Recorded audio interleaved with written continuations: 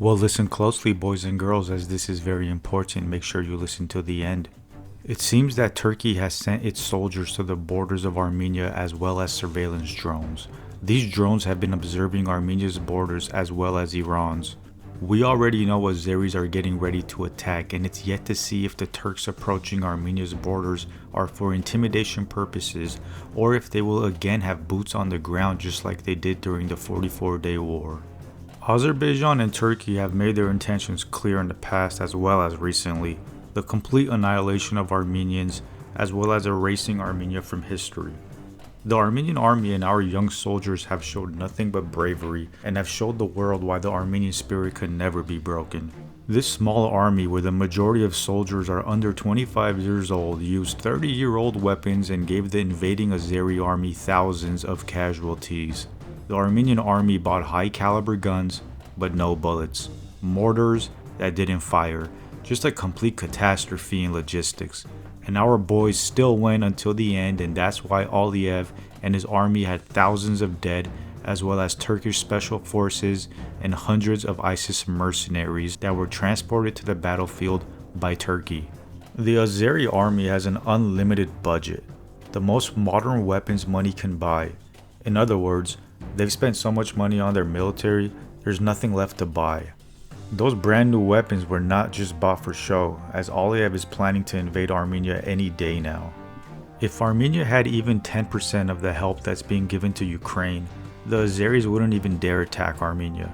But since Aliyev knows there's no weapons or support coming to Armenia, he's felt extra cocky, and he's hoping Azerbaijan along with Turkey will be able to completely destroy Armenia. This isn't me being dramatic. This is what high-ranking Turkish and Azeri government officials have publicly stated. Azeris spent 30 years building up their army, while we instead ate each other's heads, stole from each other, spent our military budget on cafes, malls, and mansions. The only option I see for Armenia's survival is to become like North Korea and 100% militarize, otherwise there's no peaceful resolution to this problem.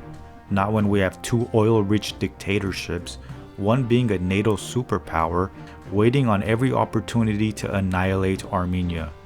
Our other neighbor to the north, Georgia, also likes to pretend that they're neutral. However, that couldn't be further from the truth, as they had blocked their airspace and didn't allow any cargo to be transported to Armenia during the 44-day war. However, none of these restrictions were placed on Azerbaijan, and these are Armenia's neighbors. The Russians have shown they have no use for Armenia, and the CSTO has proven to be meaningless. How can we ask the CSTO to intervene when the CSTO is pro-Turk and has never once showed support for Armenia? Two of its members are Turkic nations themselves, and Putin is a close ally to Erdogan, regardless of what's portrayed in the media. Putin uses Turkey and Azerbaijan to escape sanctions and to continue selling gas to the West. Russia will never come to the aid of Armenia, especially now. They have nothing to gain from Armenia. They instead have billions to gain from Azerbaijan and Turkey. And that's why Putin has stayed out of this conflict, proving that the CSTO is a joke. While it's true that Putin is indeed busy with Ukraine, it wouldn't make a difference, as Russia still wouldn't come to Armenia's side, and they've proved it over and over again throughout the years.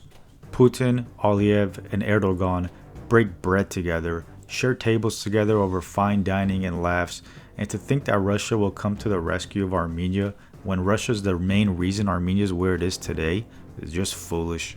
Armenia fell hostage to its geography, hostage to Russia, and left to survive on its own.